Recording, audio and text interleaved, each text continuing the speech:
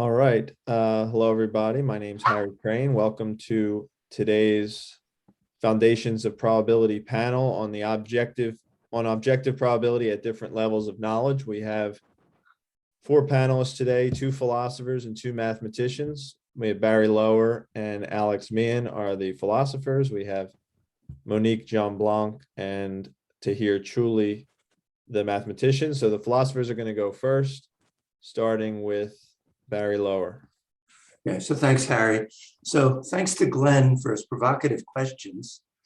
And I think these panel discussions started, if I remember correctly, when Glenn was once saying, I think to me, but there are other people there too, he keeps hearing all about David Lewis and the principle, why principle. Statisticians never talk about this and never hear about David Lewis's account of probability. They should be talking about Cournot's principle. And I'm grateful to Glenn for having alerted me and getting me to read some of Cournot, who I found very interesting and rather connected to the what I'm going to talk about today and to David Lewis's views. So my guess is that the mathematicians here may have heard of David Lewis, the philosopher, but probably don't know his work. So I may be wrong about that. And if I got you interested in that, that would be a good thing that I've done a little bit. Okay, so my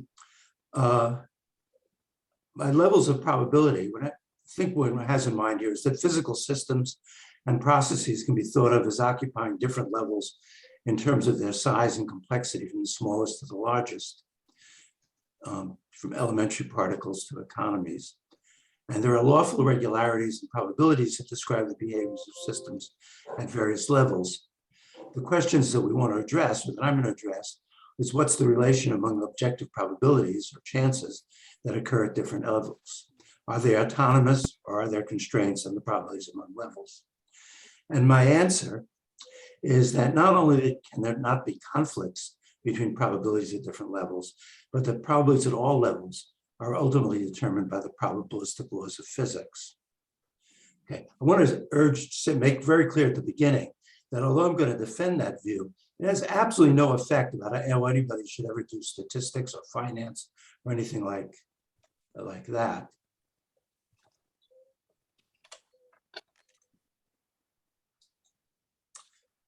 Okay, so here's a quote that Glenn sent around about Cournot. I'm not going to read it because you've all seen it. I'll leave it on the board up here for a minute or so. So here's what he says, that what Cournot said, is what Glenn says, that Cournot said in his book. He argued that objective probabilities can be consistent with God's omniscience. And I think Cournot probably meant with determinism as well. As he saw the matter, truly objective probabilities are the probabilities of a superior intelligence at the upper limit of what can be achieved by a human-like intelligence. And I think this is a very good thing to say. I like it a lot. So I understand Cournot to be, Barry, sorry, can you expand your slides? Probably full screen. It's a little bit hard to see, but no worries if you can't. Yeah, I can do. I'm not sure I've used this computer. You click slideshow. If you see that at the top right. Yes, somewhere, so we'll see it. Right there. You're just at it. Down. Right there. There we go. All right. Thank you. Yeah. Thanks, Snow. Thanks. Okay, so now you can all read Snow, Cournot's remark. Well, let me go back to that if I can easily. Now that I've done this, it's hard to go back. But anyway, let me just tell you how I understand Cournot. Since it's in the chat, you can look at the quote from Cournot. He says, I understand him to be interested in the question of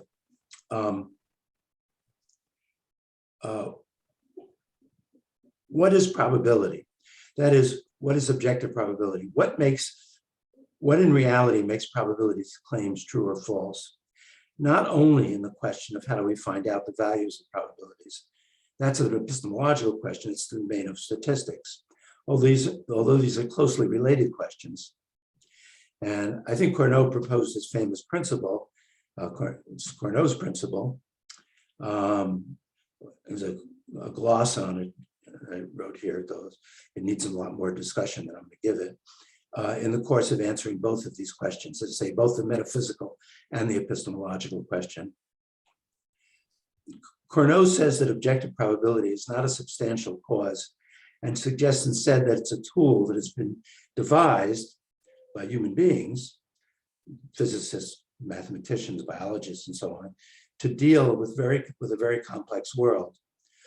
I want to describe another account of probability that's due to the philosopher David Lewis that also implements the idea that although it differs from Cournot's in certain respects, including its relations to Cournot's principle. So let's see. Now that I did that, I scanned. There we go. Good. Okay. Okay. So let me tell you a little bit about Lewis's view.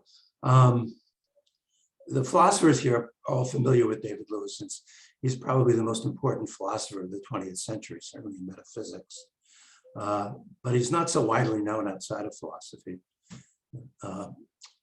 Anyway, he developed an account, a general metaphysical view of fundamental reality, and along the way, an account of laws and probabilities.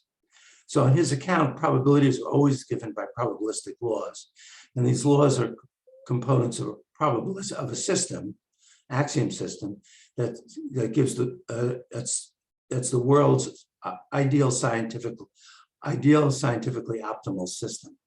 I'll explain a little bit more about what that means in a second. According to Lewis, the fundamental ontology of the world consists in the instantiation of fundamental properties, quantities, and relations, particle masses, charges, and so on, throughout a space-time arena. He calls this, he has a name for this, he calls it the Humean mosaic. Why he refers to Hume there is something I won't go into, but it could come up in the discussion. Laws are theorems of the ideal scientific systemization of the Humean mosaic. The scientifically best systemization is the one that best satisfies criteria that have been developed in the history of science, particularly the history of physics, and includes among these criteria informativeness, simplicity, and fit. Fit is his way of characterizing probabilistic informativeness. By this is meant not necessarily the propositions that are currently thought to be lawful, but rather those that would be thought to be laws where the scientific criteria to be optimally met in our world. Lewis, his account of laws does assume that there exists a unique or maybe just a few systems that optimally satisfy this criteria, though of course there's no guarantee that that's the case. So let's see. Oh, I was just giving you about a 2 or 3 minute warning. You're joking. You counted the time that before we began, no? Someone else can check me, but I'll give you 4 minutes. Okay, so I'll go quickly. Let's see, I went to, I don't know how to go backwards now. That's part of the problem here. Yeah, let's see.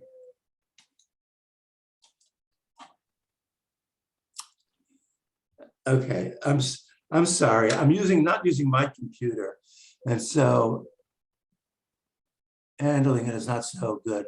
So Harry, since you told me how to get the full screen, how do I go back and so I can just get part of the? I got it. Okay. There you go. Okay. I go back to full screen now so you can see it.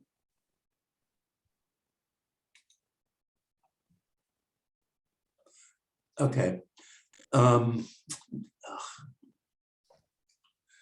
Let me tell you about David Lewis's account of objective probability. You have to look at the slides that I sent in the slide chat to see what I say there. But basically, the idea is that objective probabilities enter the account via probabilistic laws. And according to Lewis, the fundamental ontology of the world consists of instantiations of these fundamental properties throughout all of space and time, and probabilities come into the account. But in this way, Lewis's idea, which seems to be very much along the lines that Cournot suggests, is that probability is introduced as a device for providing information about the world in a simple way, even though the world is incredibly complex. The human mosaic is incredibly complex.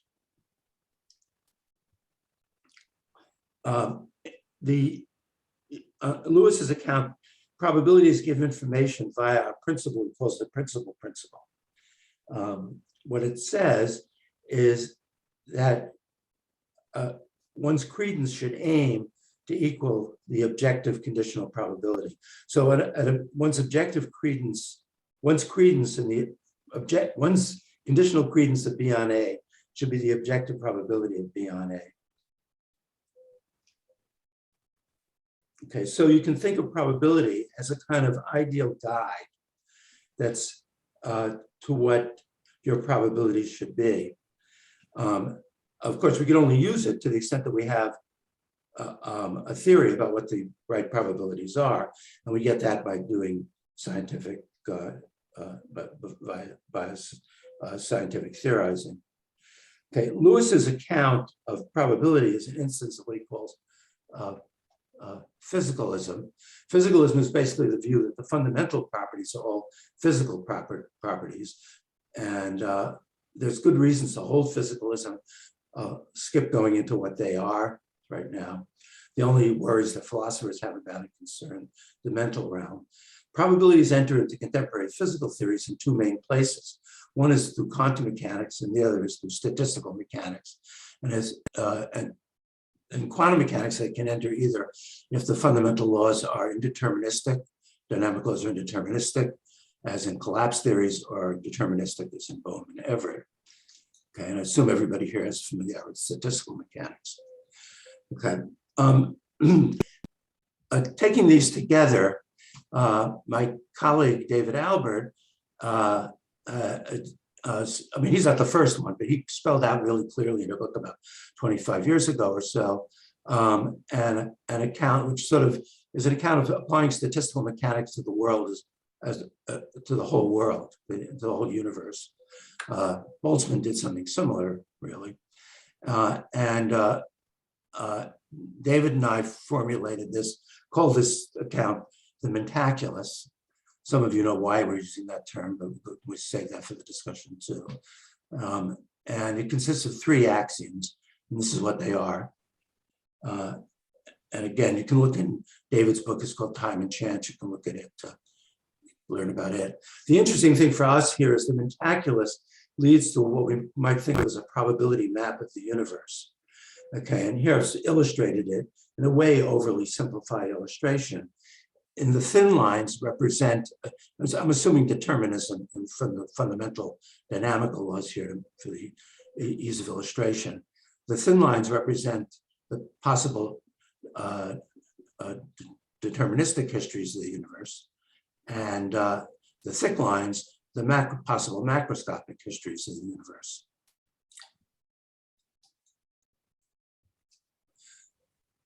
Okay. So an interesting thing about this is, which again, which we're not going to go into now, is it has the resources to account for time's arrows. They say why we can influence the future but not the past. Why we can know much more about the past than we can about the future and about temporal asymmetries. Okay, let's get actually to the subject matter of our panels now. So according to the mentaculus, the probability that a coin with a certain physical properties flipped in a certain manner under certain conditions lands heads, where C specifies the coin, the conditions, and so on. That is, the probability of the outcome of the coin are ultimately statistical mechanical probabilities or quantum mechanical probabilities. And as I should mention, statistical mechanical probabilities might turn out to be derivable from the quantum mechanical probabilities. And more generally, for any pair of physically specifiable propositions B and A, the mentaculus, as long as the probability of A is bigger than 0, the mentaculus entails a value for the conditional probability on B on A. You stop and you think about that for a second. What that means is that in the world, there is an ideal conditional probability that our degrees of belief should aim at. So if the probability of B given A is a special science probability, then it ought to agree with the Mentaculus value. I'm not saying that those that occur in articles or textbooks in special sciences do that, but rather it's what they're aiming at. Just as scientific theories are aiming at truth, probabilistic claims, according to this account, are aiming at these conditional probabilities.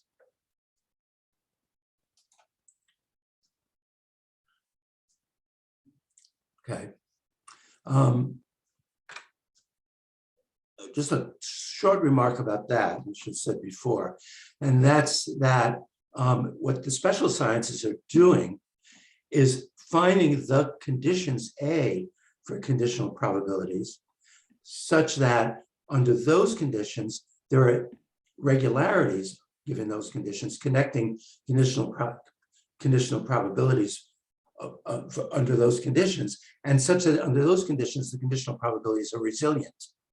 That is to say, they don't aren't changed by further information, or not changed very much by further information. So although this Mentaculus specifies the values of higher level probabilities, it doesn't provide a way of discovering them. Rather, as Cournot says, it specifies the probabilities of a superior intelligence at the upper limit of what might be achieved by a human-like intelligence.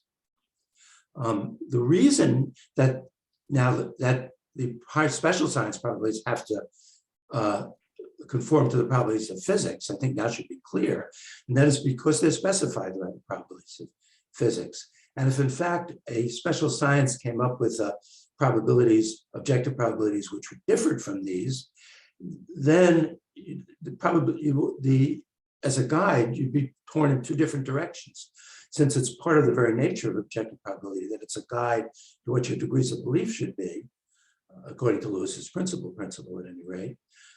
If these differed from each other, you'd have two different guides yelling at you in your ears, telling you to have two different degrees of belief, and you wouldn't know how to bet.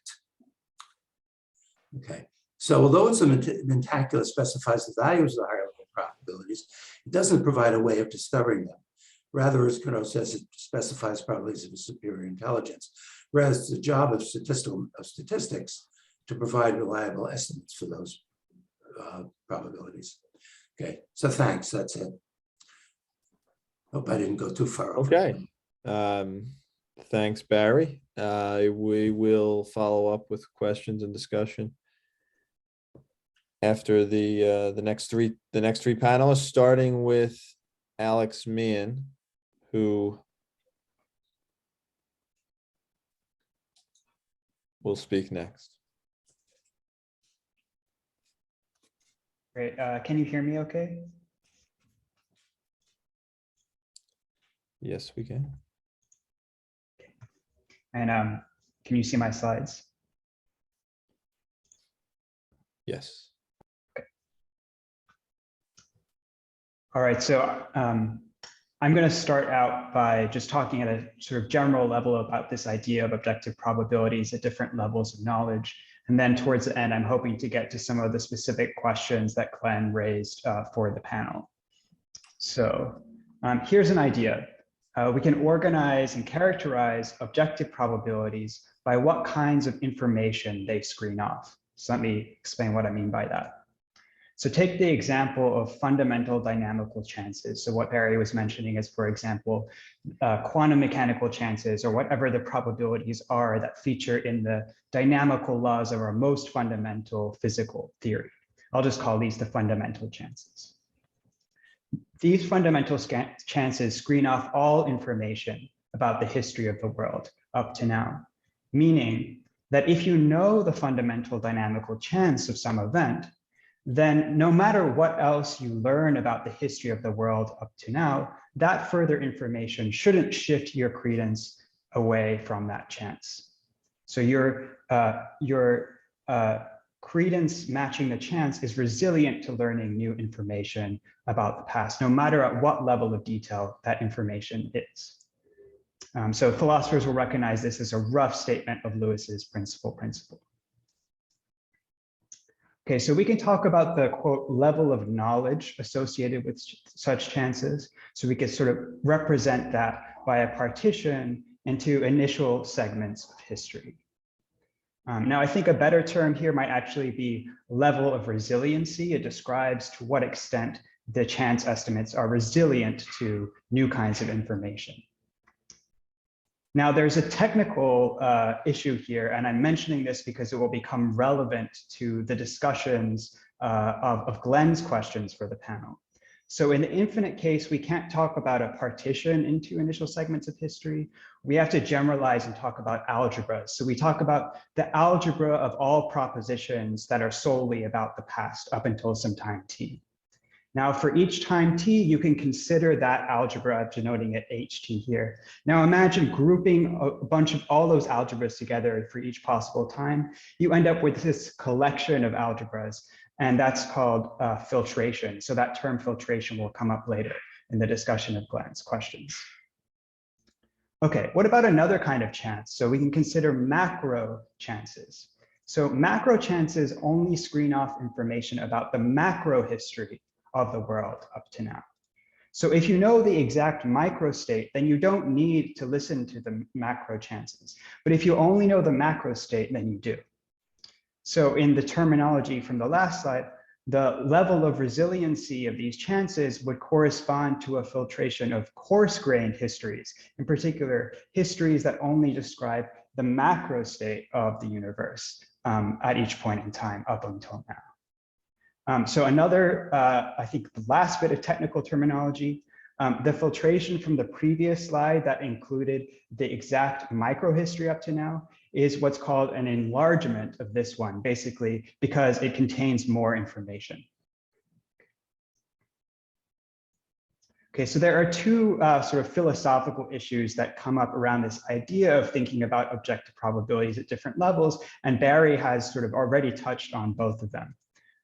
One issue is the issue of objectivity. So a reaction that some people have is that while they think the fundamental dynamical chances I was mentioning are objective, some worry that the macro chances I was alluding to may not be objective or may be less objective or something like that. So I won't have time here to delve into that issue. One just side note that's worth keeping in mind is we could also talk about the omniscient chances. So the omniscient chances screen off all information about the entire history of the universe. In other words, they basically correspond to the truth values for all propositions about matters of particular fact. So if you're skeptical about the objectivity of macro chances, it's worth asking yourself, am I skeptical of the objectivity of all types of chances except for omniscient chances? Or is there some reason that the fundamental dynamical chances are sort of a stopping point for when things can start to be objective? Okay, as a side note, I think that we can make sense of objective probabilities with different levels of resiliency, but I'm not going to have time to sort of defend that here. And I think Barry would and I are in agreement on that view. Okay, another issue that comes up is this issue of coherence constraints between the objective probabilities at different levels, and whether the objective probability, for example, at a higher level is autonomous from the probabilities at the lower level. So to what extent do objective probabilities at different levels have to match up? Now, if you think, as I do, that objective probabilities constrain credence, constrain belief, and if you think that rational belief is coherent, then those two things are going to induce coherence constraints between probabilities at different levels. So from those two assumptions, you'll be able to derive some coherence constraints between probabilities at different levels. One example of this is in the literature is Hanfield and Wilson's alignment constraints. It's noting that these constraints still allow for probability under determinism. They don't rule out a fundamental determinism and an emergent indeterminism. They just place some certain structural constraints, especially when it comes to the conditional chances. Okay, you might also think that chances at these different levels come from one big sort of chance function. So this is the format that the Mentaculus proposal takes. So on a Mentaculus type proposal, all probabilities are unified under one umbrella, and the alignment constraints that I was mentioning are guaranteed to be satisfied. Okay, now finally turning to Cournot and to the questions that Glenn raised. So Cournot suggested, as Barry was talking about, that we can think of objective probabilities as the probabilities of a superior intelligence. And this is the quote. Just for time, I'm not going to read the whole thing. And Glenn raised a series of questions, thinking in the context of thinking about Cournot's way of conceiving objective probability. I'm just going to say a little bit about the second. If I have time, I'll also mention something about the third. Okay, so the second question that Glenn raised was, I'm paraphrasing a bit here, but can we suppose the superior intelligence's filtration is an enlargement of the scientist's filtration? So before I even try to answer that, let me just say, so far I've been talking about filtrations in the context of corresponding to the levels of resiliency of probabilities. But now we're talking about the filtration of an agent or of some higher being. So what does that mean? Okay, so we can associate with each agent filtration that basically corresponds at each time to the information they know at that time. Now, as long as the agent doesn't forget information that they learned, then the information they have will have the structure of a filtration. Now, plausibly, this kind of filtration will be much more gerrymandered than the filtrations that we were talking about earlier that characterize a level of resiliency of chances. But we could imagine a superior intelligence whose filtration does match exactly the level of resiliency of some chance. So, for example, they're learning exactly what the microhistory is up until till t for each time t, or they're learning exactly what the macrohistory is up to t when they're at t for each time t. And we could also imagine that this superior intelligence, and I think this is part of what Cournot wanted to build in, is an analyst expert. So those familiar with Ned Hall's notion of an analyst expert will know what that means. Basically, they're just really good at taking in this factual information and giving chance estimates based on that information. Now, plausibly, I think and this is where I'm also in agreement with Barry, I think that it's right to think that the superior intelligence's probabilities would match the chances. I guess I should say I'm also in agreement with Cournot, not just Barry.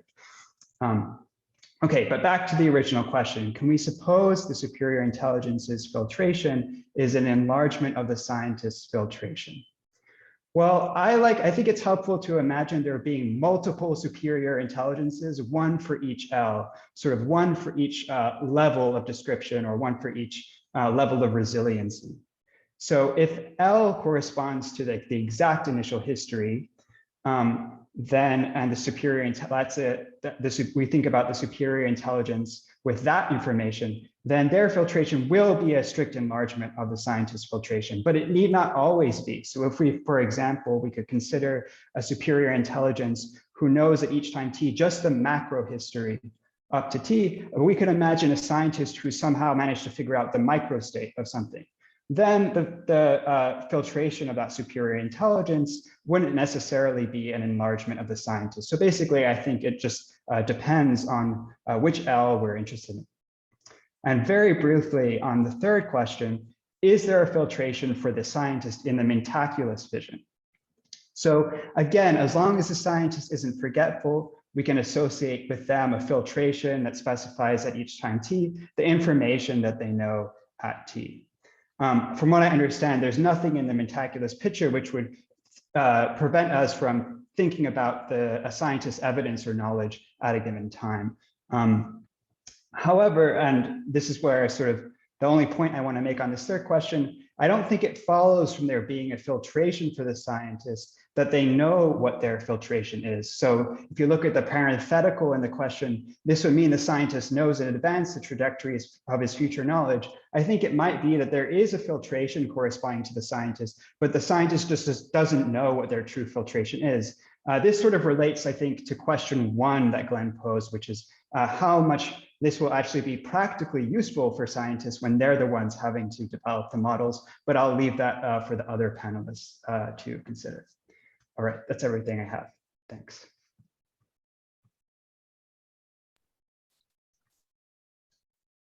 Okay, thank you, Alex. Our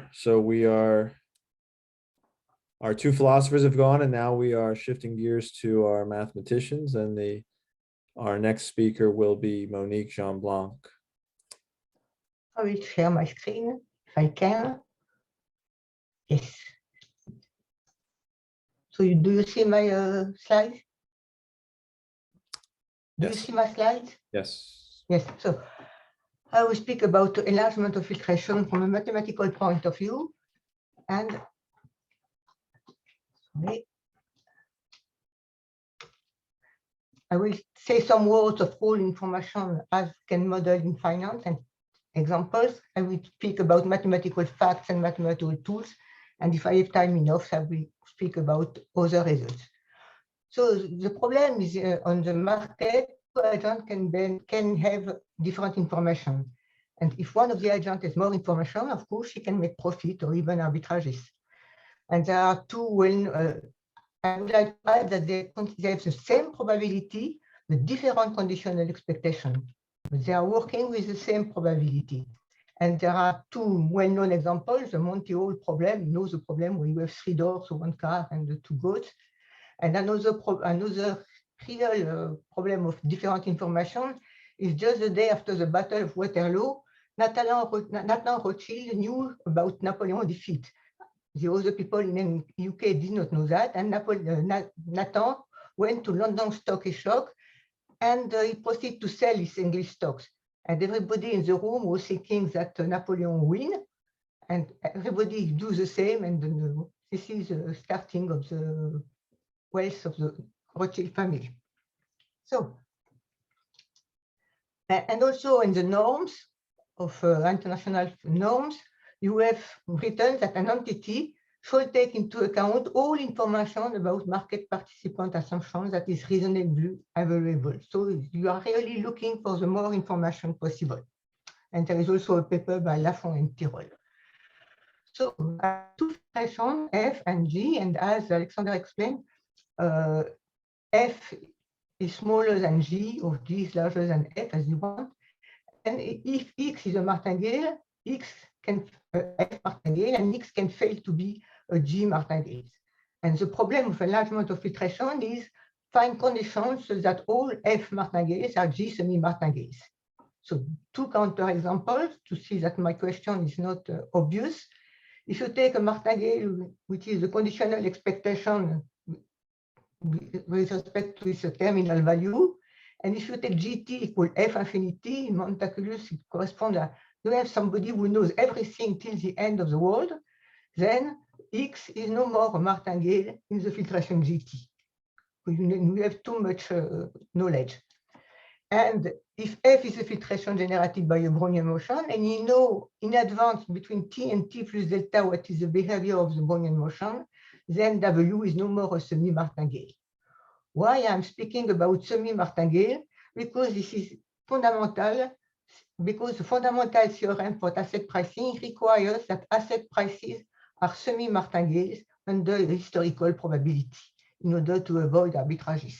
I don't say more about this kind of arbitrages, but just to say that we really need that prices are semi-martingales.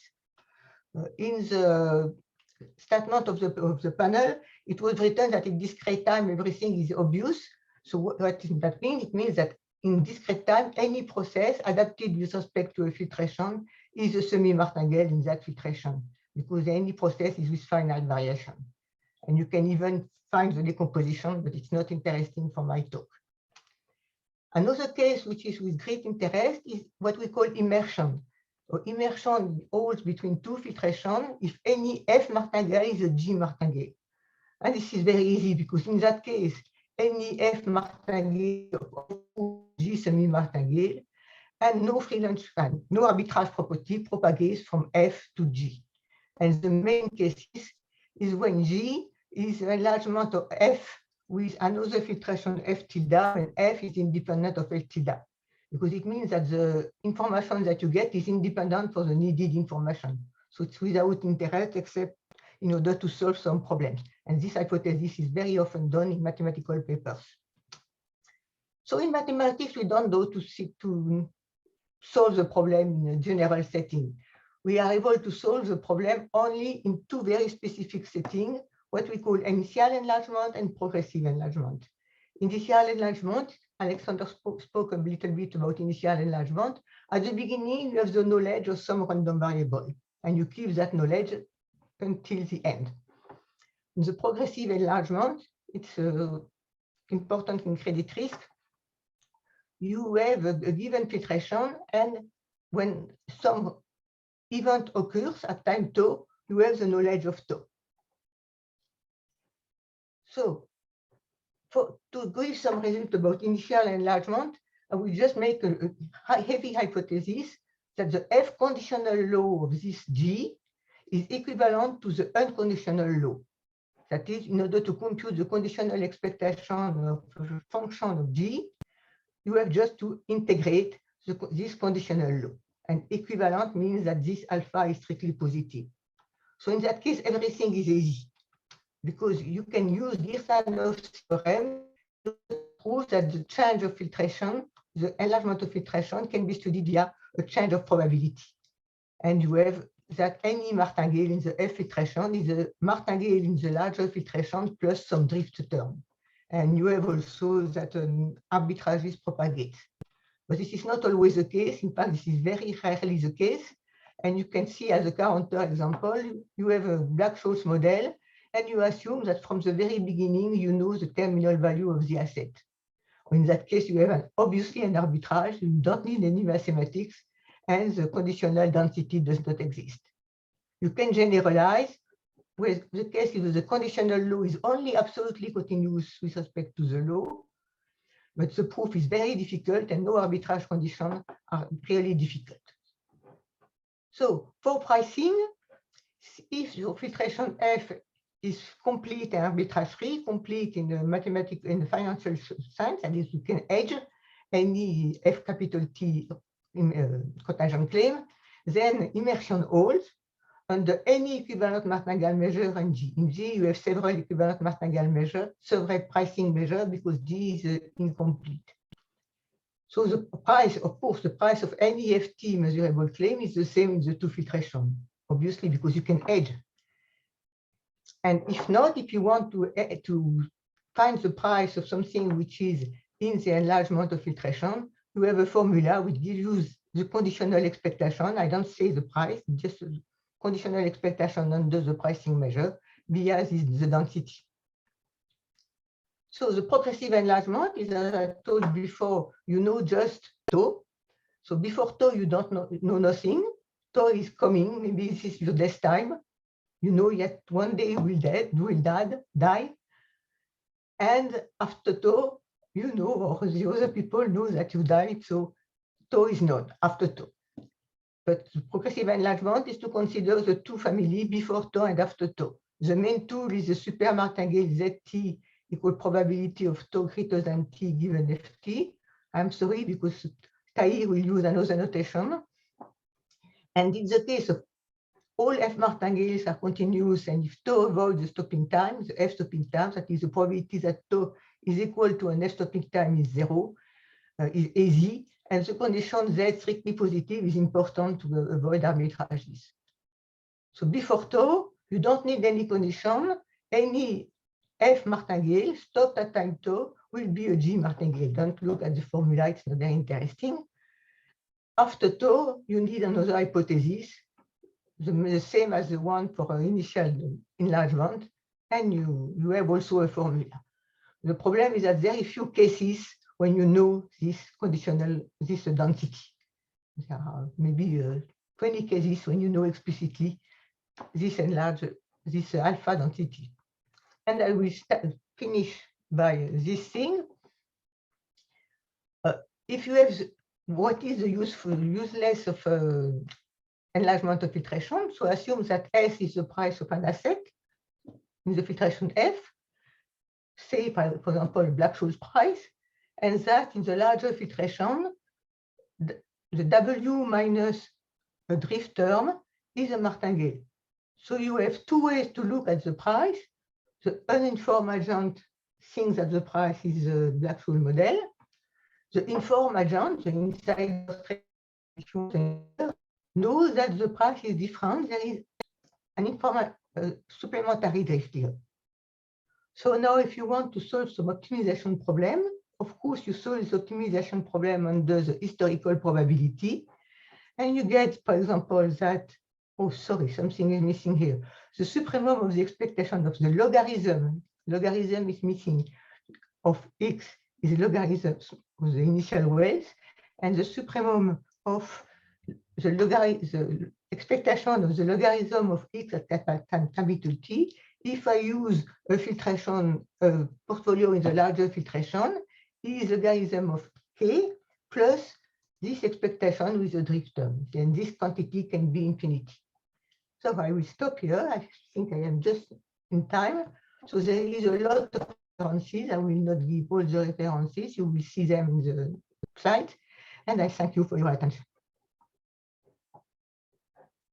That's all. Okay, thank you very much.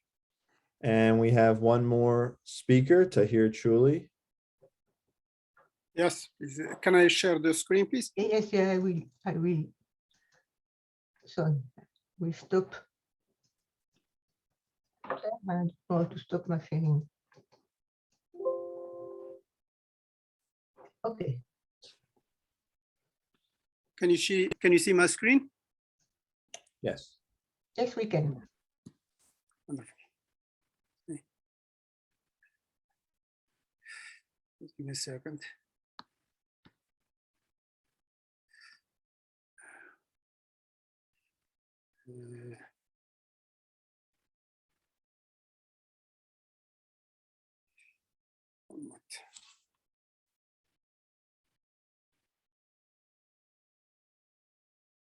Okay.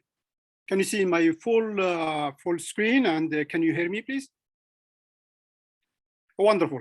Thank you very much. First of all, I will start by thanking Glenn and the organizing committee for this invitation.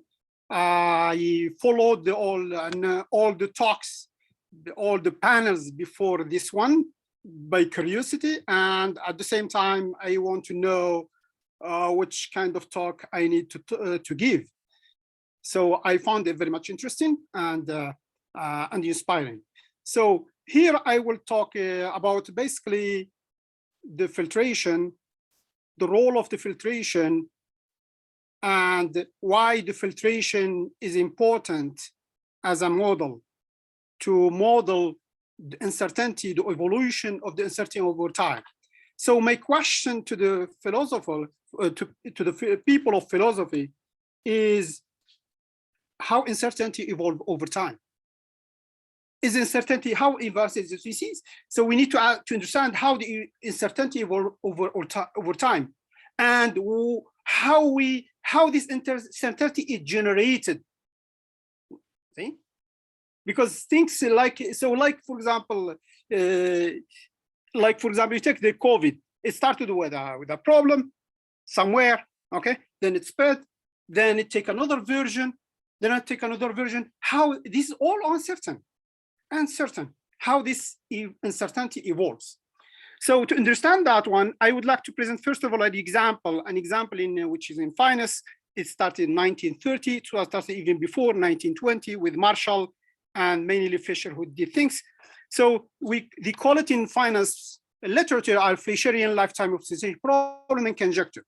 So in 1930, Fisher made some these conjectures. So he figured out that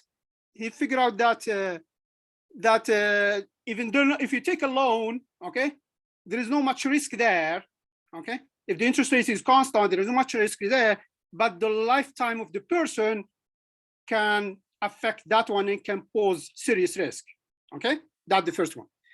And what I like also in his conjecture is the second one is written in red. It says that the uncertainty of life itself casts a shadow over every business transaction in which time enters. So many scholars after this one the focus on this sentence. Me, I see it differently. I see this uncertainty in life. I see it in our world. Our world is completely uncertain. Okay, and everything in it move uncertain, and they interact each other. So that's why here, this one I like it, because the uncertainty, our world is completely uncertain, and each uncertainty in each part of our world interact with each other. That's why he talked about business affect each other. Okay, so me, I see it in global way. Okay, so the second, the third one is uncertainty of human life. That's more about death time of a person affect the investment or the consumption. Okay, but here in Fisher conjecture, he say affect his way. The fact that he doesn't know when he will die, that one will affect his way to deal with risk, which is the utility. In finance or in economics or mathematical finance, they call it utility. And here he call it by impatience or preference. Okay, so these are the conjecture of Fisher. After that, there are many scholars who work on it, and mainly Yari. He considered, first of all, the economic model that he take is completely deterministic. The only uncertainty he took is the one that comes from the random time, from the death. And he conclude, okay, this increase in consumption, it increased, but is not due to the randomness of the death time. See? So that one. Then the same time, basically in the same, another one, Cipernauni, he, in his book, I didn't read this book, but the Yari paper, I have it, I studied it some times ago. Cipernauni, he said, he found opposite. And both of them, they work, I think, in the same context. That means the economic model is no uncertainty, the uncertainty only in death time. Okay. Later on, Hakkasan, he did something more general. Even the market model, even the economic model has uncertainty. That means there is uncertainty in investment, and there is a risk there, and so on and so on. And there is uncertainty in the death time. But all of them, in a way, rather, if you look at it in globally as a mathematician, for me, they are the same. Why? Because they assume that death time is not affected by the uncertainty of the economic model. Okay, they work independently, and that's the point that's crucial. Okay, in their analysis, and that gives them. Then they focus on what? They focus on the fact that what the death time, which distribution will take. It'll take this one, which distribution, and then they do the analysis. Okay, then, and that's why I said, okay, is that one we can call Montaculus method. I didn't have time to read all about what Montaculus, but I read a little bit, but I've understood clearly. So with my naive understanding, that Montaculus focus more on the distribution of the random variable, for example. Okay, so if we call it that way, if I'm right to understand that Montaculus, then we call it Montaculus method. That means all these papers focus on what? On the distribution of the death time, how the death time can, as a random variable, distribute. Okay, but the problem is that, first of all, to focus on the distribution only means you assume the independence between the randomness that is in death time and the randomness in the environment in which this random time is considered. Otherwise, you will not be able to use that distribution by itself. Okay, basically that's why all the papers there assume independence in a way or the other. There are two randomness, the economy and the death time, but they assume they are independent. They don't affect each other at all. So that means you can deal both separately for both risks. Okay, so well, I asked the question, maybe at that time in 1960 or 70, the mathematics was not that much developed, especially the probability and so on. It was at the beginning and not much now. But still, I found that a paper which is empirical, which is the paper of Friedberg and Webb. It's an empirical paper where it was motivated by the huge success of a Swiss firm that sold in 2010 and around 2007 also the longevity bond. they create a life market. Okay, they launched, and it was $1 billion from that one, and another one, another bank in UK where they make billions. So these guys who were motivated in that, they went and then they tried to price that legitimate amount using the mortality model that was at that time is also popular, but everybody understands, statisticians also understand that it has a weakness, which is called Lee-Carter model for mortality. So Lee-Carter model is more than just knowing the distribution of the random time. Okay. So you see, and they concluded what that pricing thinks, it doesn't match the reality. It failed to price the legitimate as is the price in the market. So it's a completely chaos. It's failure 100%. Then the question is what is the problem with this meticulous approach? That means if we focus only on the solution of the death time. The question is, for my point of view, is that I said before, we separate the random time tau, which is the death time, from the random time of the environment. Okay, environment. And this one, so if you don't do that, you isolate them by what? By assuming the independence in a way or the other. If you don't do that, you will not be able to use the distribution of tau only. So the distribution of tau, it gives you some information. I agree with all of you say to give you information, but it's not enough, because that information, in my view, from my perspective, is the information about tau, given that you don't know, there is nothing else except that tau. That's from where I see it. That means there is no other uncertainty that interact with that. Okay, there is no other uncertainty that interact with tau. Okay, and that one we call it mathematically or statistically. The model of the death time is misspecified.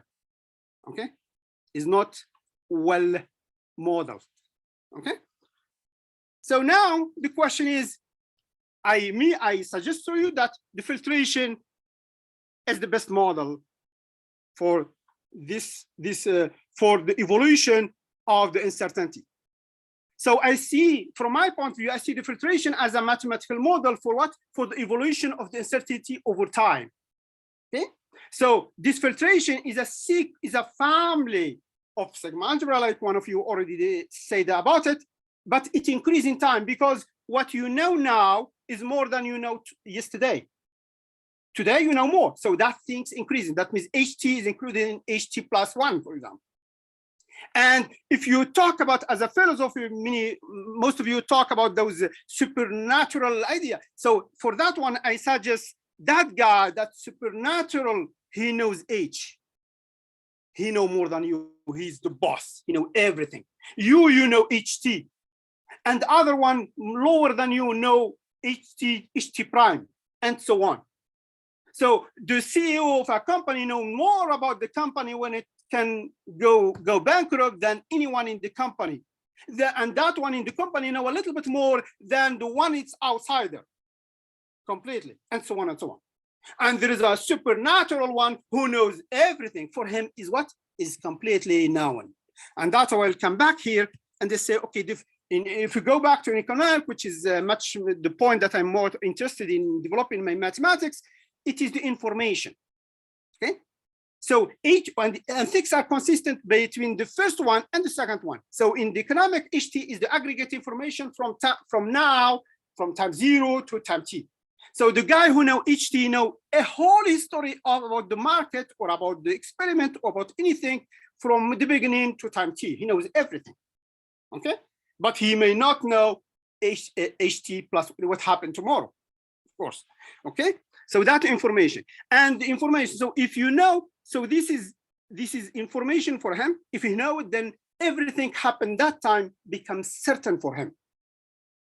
For others, it is uncertain because they don't have that HT information. Okay, so for the supernatural person who knows everything, see, he knows everything from time 1 until the end of the day, the end of the world, or the day, whatever you choose. Okay, now the question is, so this is how I explain the evolution of the randomness over time is basically modeled by the martingale, by the filtration, and the filtration is the best model for that one. And now the question is how this uncertainty is generated. And that's why, for example, Jeanblanc, in a mathematician, so if you are working on uncertainty over time, you look for martingales, because martingales, they are the generator. It's like the motor, the motor that generates uncertainty. Okay, so if a filtration doesn't have a martingale, that means all martingale there, they are constant. We call it deterministic filtration. You see, deterministic, and that is the filtration of the supernatural that the philosopher talk about. That guy has no martingale because there is no uncertainty at all. For him, everything, he knows everything that's going on in that world or in that experiment or something else, but whatever you context you take it. So we see that we call it deterministic. So the martingale here, they are constant, flat. There is no martingale, flat. A constant is a martingale anyway. Okay, but a trivial martingale doesn't evolve over time. Okay, so this is the answer to the question how the randomness evolve over time and how they are generated. Okay, and now let's go back to Fisher and also Marshall, because Marshall did it in 1920 and Fisher 10 years later in his book. Then let's see how the filtration will fit there and how we're going to answer the question that Fisher conjecture, and in most general, without any assumption, and with a deep precision mathematically, and also the interpretation of them. So here, so if the Fisher model is what is the market, okay? So the market, the randomness is modeled by omega is the state of the world, and the filtration is the evolution of the randomness over time, and that supernatural knows F. If there is a supernatural person who knows everything, so is no F. Okay, so the agent in the market, they know at any time t, they know ft. Okay, they know what happened from time 0 to time t, and p is the probability. Okay, is the probability. Just to connect quickly with most of you talk about probability. So the probability. The probability from our point of view is a measure. So in order to deal with a system, we need to measure it. So we need something to measure it. From me, of course, the probability give you an information, but for me, it gives you an estimation more. So then we talk about estimate. I prefer estimation because it depends. Then you, from this word estimation, you can talk about objective or subjective and so on. It depends which way you choose your estimation for the randomness that you deal with. Okay, so this is how I say probability. Then this is how I model the evolution of the random time in tau over time. See, even tau is a time that will happen, but nobody knows when it will happen. Okay, so there are two flow of information. There is a guy here, all agents receive this information at time t. Okay, but then there is a guy who knows at any time t, can tell you whether he doesn't know anything, but he can tell you whether tau happened or no. Okay, and that one we call it G, is a bigger information. So G contains F. He knows more. He knows what everybody knows, F, and he knows if you ask him at any time t whether that happened, he tell you yes or no, because he can see it happening. Okay, and that's a bigger filtration. So this guy has more about tau. He has F plus information occurrence of tau. Okay, but the F guy, how he can tell you about tau? He can tell you about through these processes. We call them the survival probability processes. So something that you know in mortality, survival probability. Okay, so if you go back to the case of distribution, so look, if F and tau independent, this is give you the distribution, and you can see how they are connected to each other. So this is sorry to interrupt. If I could ask to wrap up in a minute or so, we're over time, and I want to leave. Yeah. So can you give me 2 minutes? I will. Sure. Please go ahead. So this is about that. Then, so this guy knows information can give out tau from these processes, and that means this is the statistical parameterization of tau through time. Okay. Now let's see how the martingale, which are the source of uncertainty over time, how they evolve. So this is one of our results. So if any martingale in G, it can be decomposed into a martingale that comes from F transformed. We know the transform, we know everything he is calculated explicitly. And there is a martingale that's correlation. You see, when you assume the independence, this is 0. And this is a risk. And plus, there's a martingale that is pure mortality type 1, and there's a pure mortality type 2.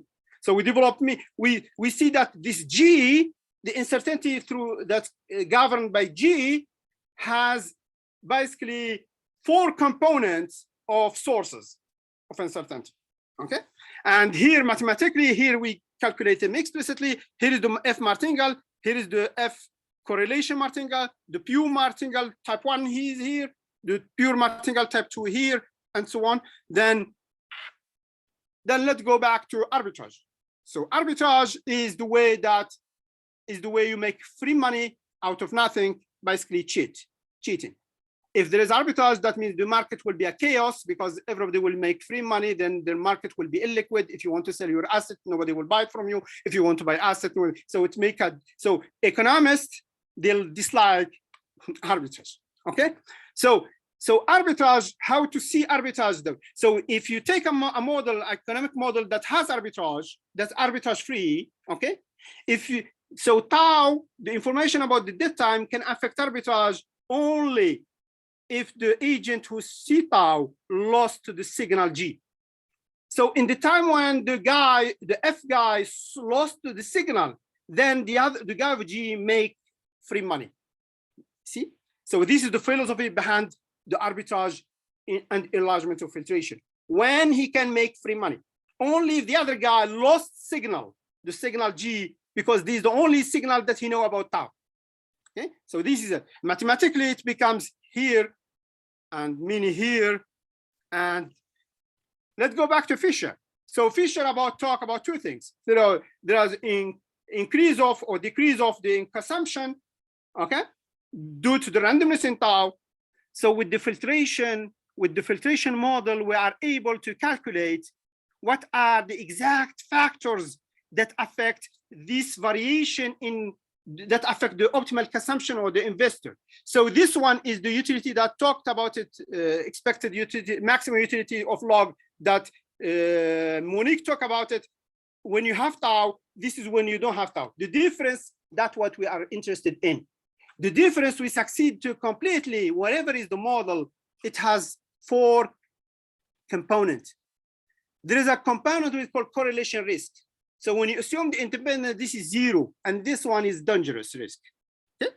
And there is that one, if the guy who knows information, so he has some advantage, so he gets some premium here. Okay? And there is another correlation, which is with another component of the market, which is the nominal portfolio of the initial market. See? And there is, of course, here what most of the economics people, you look at in the previous letter, they focus on this one, which is the length of tau, how tau is large, how tau is short. Also, that's what I call it cost of leaving earlier the market. Now, the second point of Escher, he talked about preferences, how the randomness in tau affect the preferences. Here we give the full answer, no matter is the model. We can prove that working with tau, random general, is equivalent to work with the utility that is random. We connect the random horizon problem with the random utility field that it was developed addressing economy for a while. I don't remember the dates, but it's probably late 80s something. And by that, I conclude my talk, and thank you very much for your attention. Okay, thank you very much, Tahir, and thank you all of our panelists. Let's get to some discussion and some questions.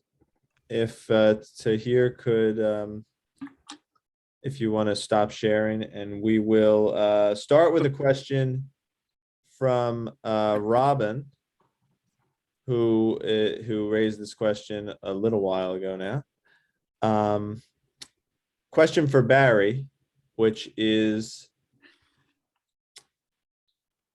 the job that you describe for statistics to provide reliable estimates for these probabilities can be hard, if not nearly impossible. It is especially the case when we believe that the estimand is well specified and is out there for us to get. What philosophical guidance is available for us to get a sense of being close to providing a good estimate for these probabilities? So Robin, that's a really good question. You know, I mean, I'm not sure that, philosophers can come up with accounts of what makes for good statistical methodology or not. They can see whether some proposal for doing statistics leads to contradictions or not, whether it's compatible with other principles that one might want in confirmation theory and so on. But I'm not sure that there's any guide about whether or not a particular estimate of what an objective probability is good or bad, other than the theory that produced the estimate. If you have good evidence for the theory, then there's reason to believe the estimate. Can you think of something more?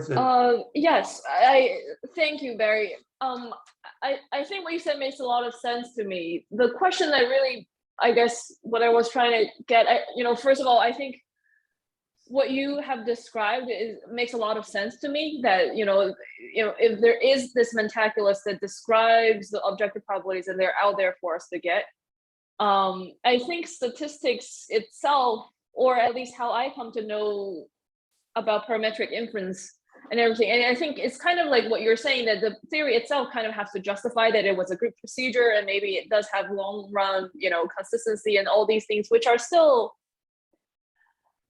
I think it's so detached, especially because now that if we do believe there is this value that's out there that is well defined, then I don't know if it's sufficient for us to just know that we have a good, because all of the justification come from assumptions of the models in the first place. And I wonder if there is a way to perhaps even break down the game into smaller edible chunks, that somehow we get a sense of, okay, at least we get this close, you know, or we're, you know, so that it's not, you know, from here, the job is entirely on our shoulders to go out and make observations and try to do inference. And this is metaculus is out there, and you know, is there any sense of, you know, have we gone halfway? Have we met some small sort of cornerstone? I mean, if you're thinking about a particular problem, like let's say the probability of a coin landing heads, of course we know how to figure out a good estimate for that probability by flipping the coin a bunch of times. Of course, it relies on them making certain assumptions, which themselves might be justified, but we know about the physical structure of the coin and so on. I'm not sure what more you could be asking for. And the reason I believe in the existence of these objective probabilities is the reasons we have to believe in statistical mechanics and quantum mechanics. And there we have good reason to believe these theories, you know, based on ordinary experimental evidence and on scientific, the scientific explanations that they produce. So I'm mostly interested in the question of whether or not there are objective probabilities, and if so, what they are. And those are the questions that I think I was answering. I don't think that what I've said anything about was really how to go about finding out what their values are. But that's your job. Would you think that the kind of probabilities that you care about, especially statistical mechanics, are the kind of probabilities that if we were to exhaust all, you know, our abilities, financial, support and everything to do these experiments, we could in fact have enough data to get us incredibly close to that probability, just the way that we could flip a coin infinite times to get incredibly close to assessing its, the I don't know what's the word now, the probability of it turning heads. Yeah, I see what you're saying. A point that I don't think I stressed enough is that the probabilities that I'm thinking about getting out of statistical mechanics are all conditional probabilities. So if you're interested in the coin, probably the coin landing heads, you have to specify the conditions under which it's being flipped. Now, of course, for some kinds of coins, it might be that small differences, macroscopic differences even, in how the coin is flipped might make a difference to the frequencies in which it lands heads. And if you're interested, what you're really interested in there is finding the conditions such that, given those conditions, the frequencies are going to be resilient. And that's a matter of experimentation, or theory might guide you in experimentation. So when you're talking about using all the resources you have to find out the statistical mechanical probabilities, I'm not exactly sure what you're talking about. Is it the statistical mechanical probabilities are really simple. It's just the Louisville distribution over the physically possible states. So we know what that distribution is, or the density is. If you mean the probability of a particular event, like the probability of the market crashing or something like that, it's the probability of the market crashing given such and such conditions. And the statistical mechanics will give a probability for the market crashing given such and such conditions, but what you don't know is what the right conditions are. Am I addressing what you have in mind? I think so, but I think, yes, I think you're addressing my question. It's that, figuring out what the conditions are is perhaps part of the problem. And I just don't know if this is all statistician, I just feel like we're kind of, it's a big task that you laid out there, and yeah, well, I don't think I don't think it's just statistics that, statisticians, I understand it, is given this task. Look, you're given a theory, and the theory says something about what the conditions are such that you should get stable probabilities given those conditions. And then you're supposed to find out what those probabilities are. But the assumptions behind that might just be wrong, which is that, the theory was just wrong. That's up for the various sciences to figure out what those conditions are. I was interested in a really metaphysical question. What is objective probability? And then making a proposal where all those objective probabilities come from. Those are the two things I was doing. And not answering really the question, the really interesting questions. I mean, this is why philosophers have no way of, making money in the stock market, being a philosopher. That won't do you any good. I could tell a story about that, but I've used up too much time to answer your question. Well, thank you. I appreciate it. All right. So we do have a number of comments here. Marshall agrees with Barry that all objective probabilities have to be fundamental objective probabilities when we restrict ourselves to single case. Maybe Marshall, if you've written quite a bit, so rather than me read all of this, if you wanted to jump in and maybe say what you want to say and possibly ask your questions, feel free. I was muted. Yeah, these talks have been really helpful for me for sort of reframing some things I've been thinking about.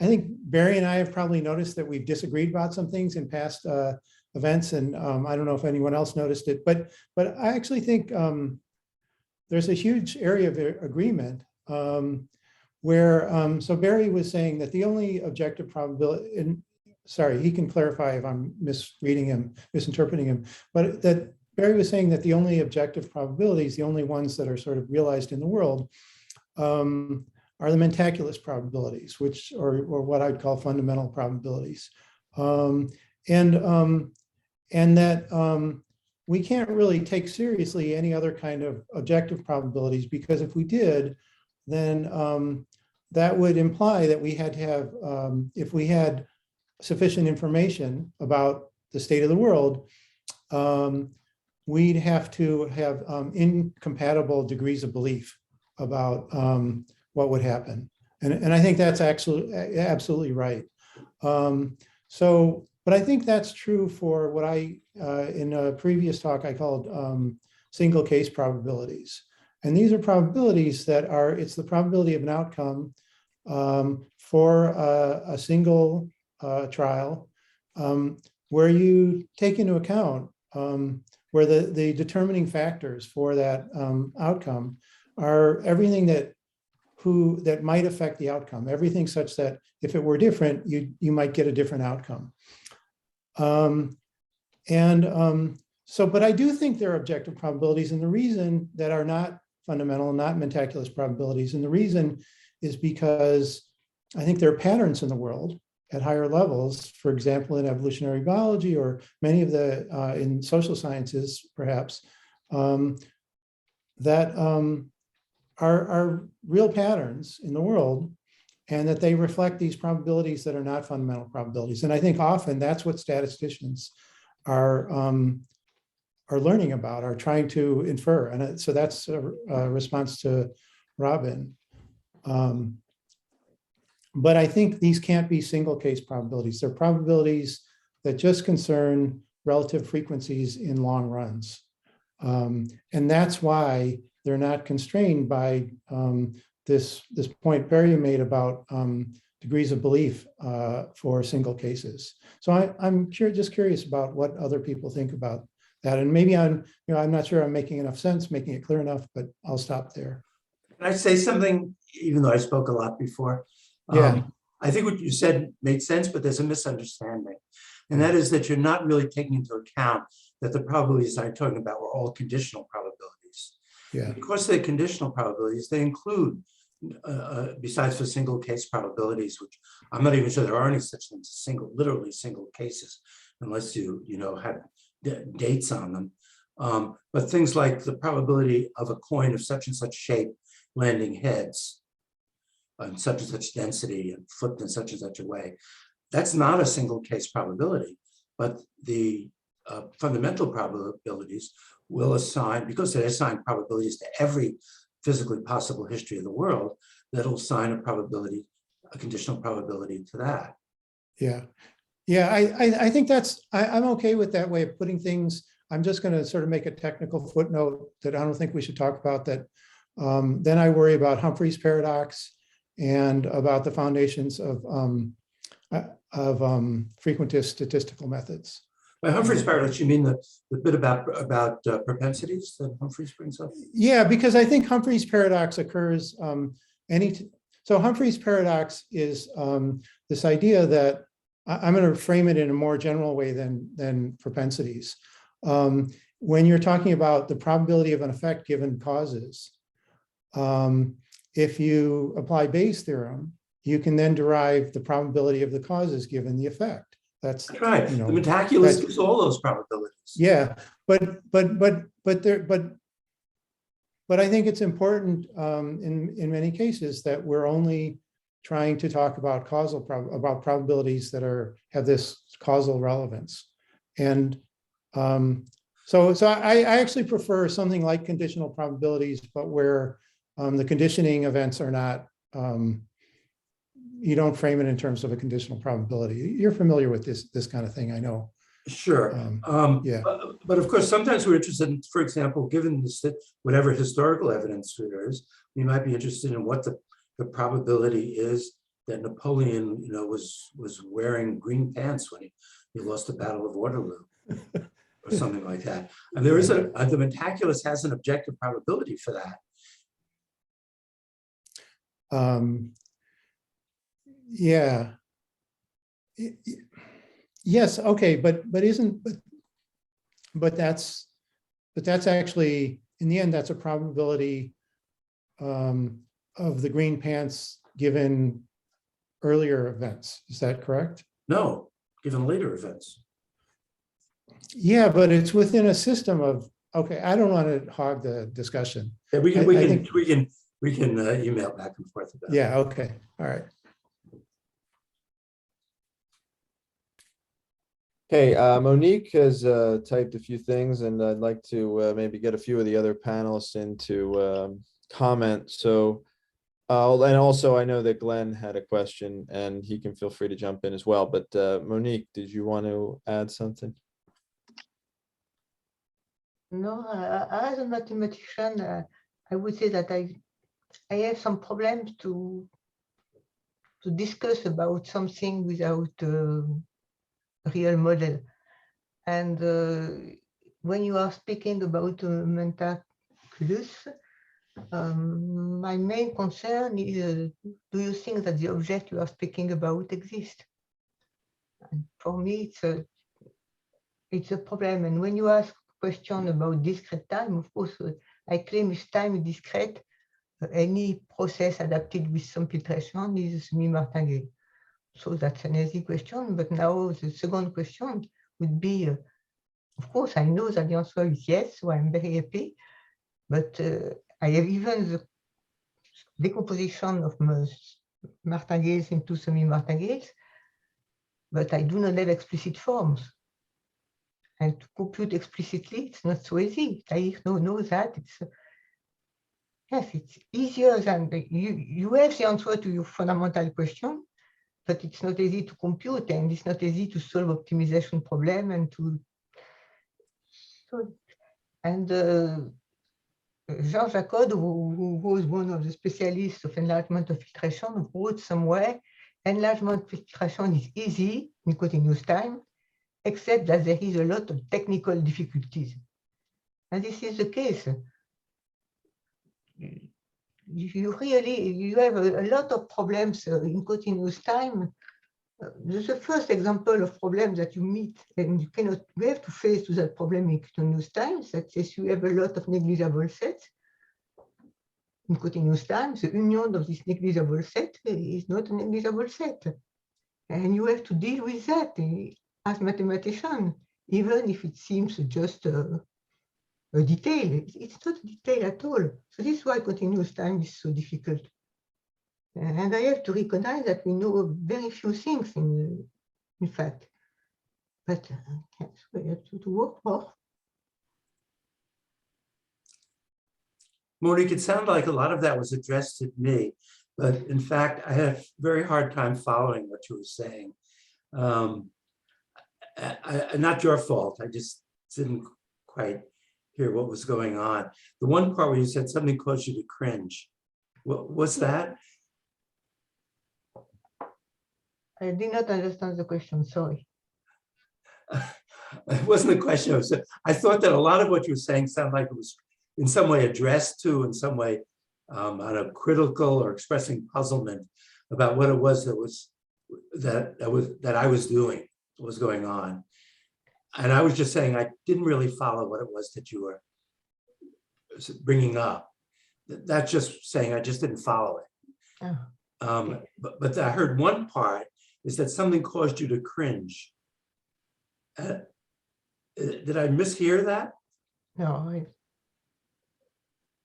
Something caused you to really think, like, this guy must be out of his mind. What's he talking about? Something like that.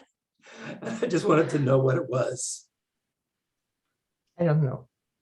Okay, I should tell everybody here, before you going around using the word mentaculous, some of you have been using it, right? Without probably knowing where it comes from. Maybe I should tell that story quickly. Do you mind, Harry?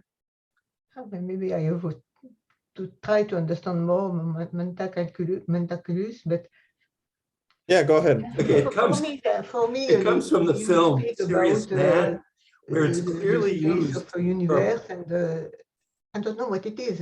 Okay, the reason the word started being used by me and David Albert is that it comes from a movie by the Coen brothers called The Serious Man. Yeah, I know, I agree in your paper. You know that, and it's being used by somebody who's clearly out of his mind for a project that he's doing that he calls a probability map of the universe.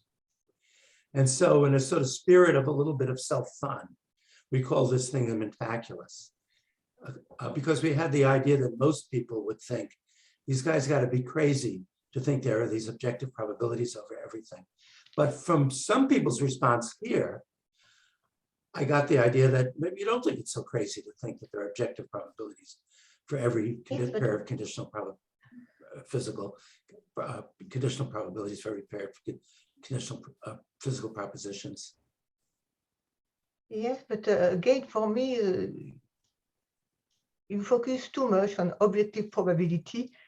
And as Tahir Choulli mentioned, the important thing is the knowledge of information that is in mathematical world, the filtration.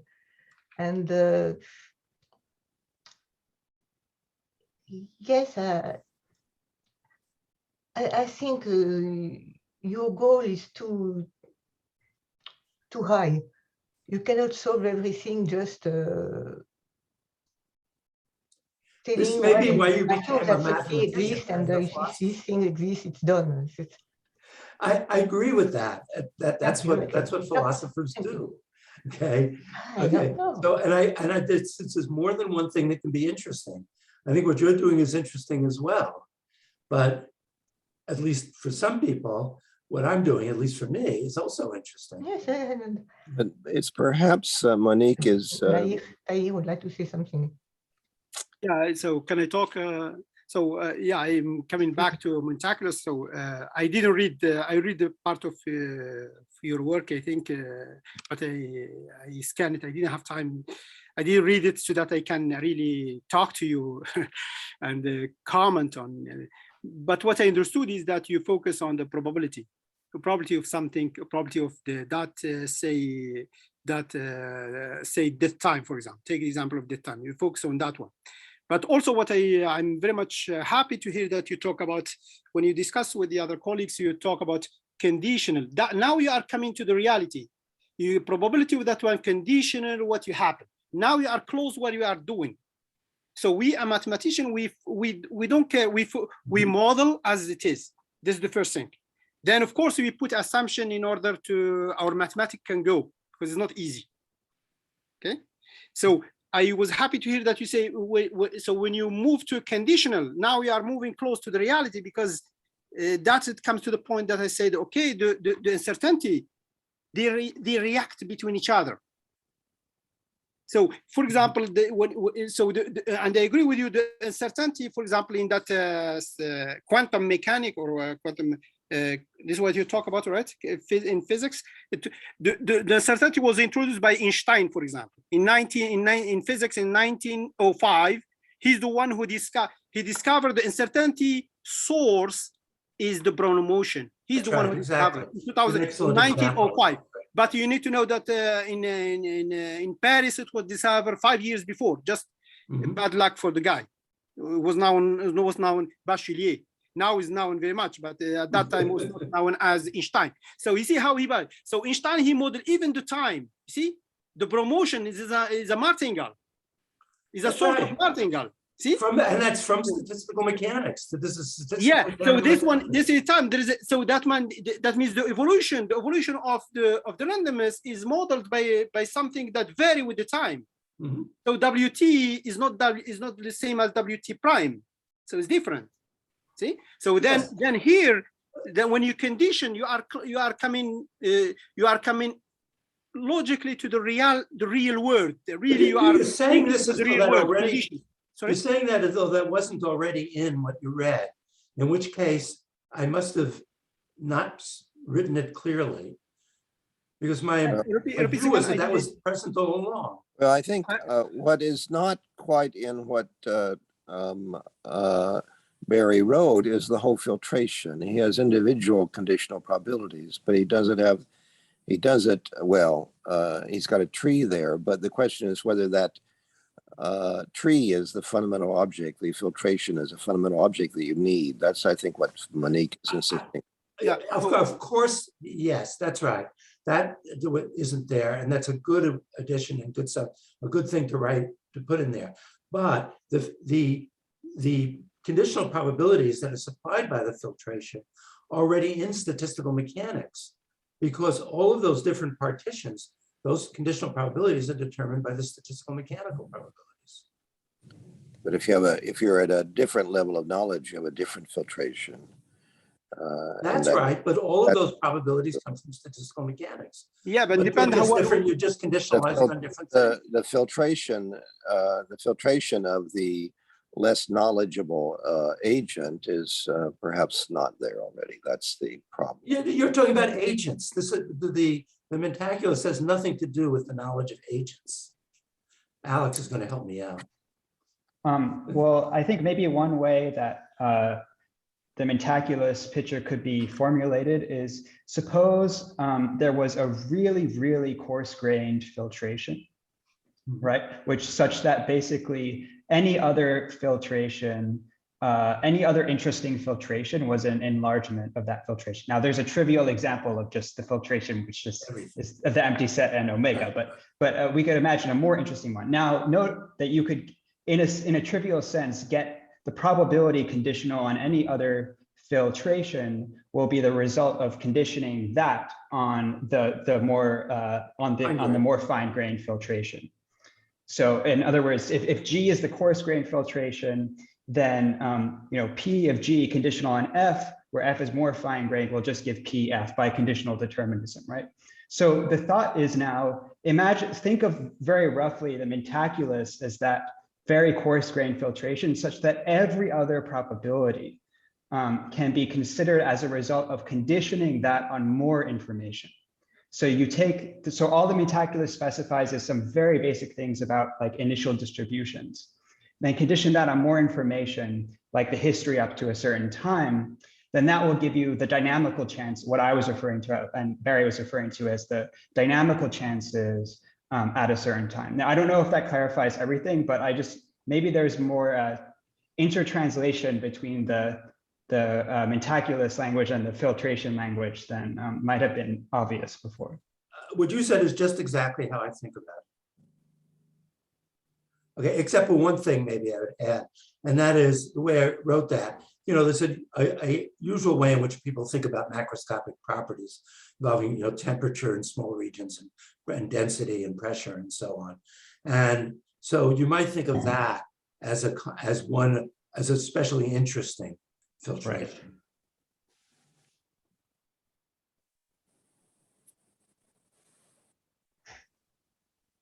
Right. Okay.